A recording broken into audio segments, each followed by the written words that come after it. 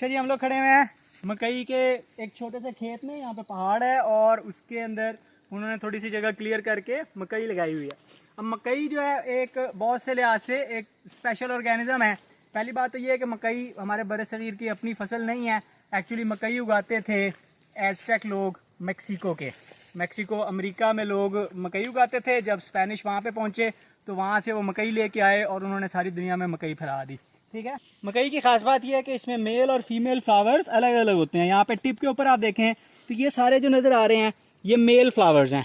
ठीक है, इसके अंदर ये जो येलो से कलर के लटके हुए हैं ये पॉलन ग्रेन्स हैं, नहीं सॉरी ये एंथर्स हैं और इनमें पॉलन ग्रेन्स लगते हैं।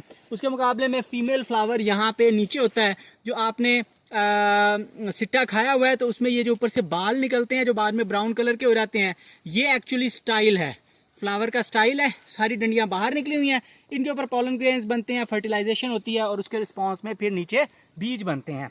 अब एक और कमाल बात यह है कि ये जो मकई का सिट्टा आपने देखा हुआ है, ओरिजिनल जो आज से 10-15 हज़ार साल पहले मकई का पौधा होता था उसमें एक फूल में टोटल 6 सिर्फ दाने लगते थे। ठीक है, और उनमें से हर दाना जो है वो इसी तरह के खौल में बंद होता था, यानी कि हर दाने के ऊपर अलग अलग खौल होता था।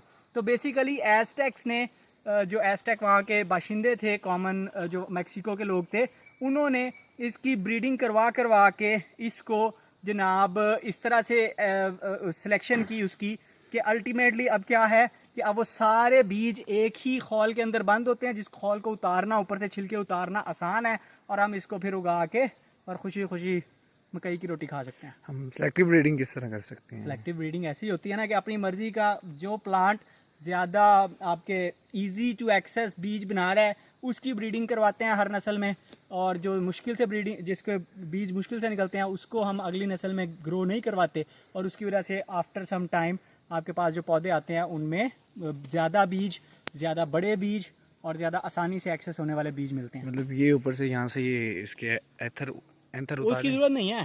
सिर्फ सेलेक्टिव ब्रीडिंग ये होती है कि आपने बीज लिए, जिस पौधे के बीज ज़्यादा अच्छे हैं वो अगली दफ़ा ग्रो करवाएं, दूसरे बीज ना ग्रो करवाएं, बात ख़त्म।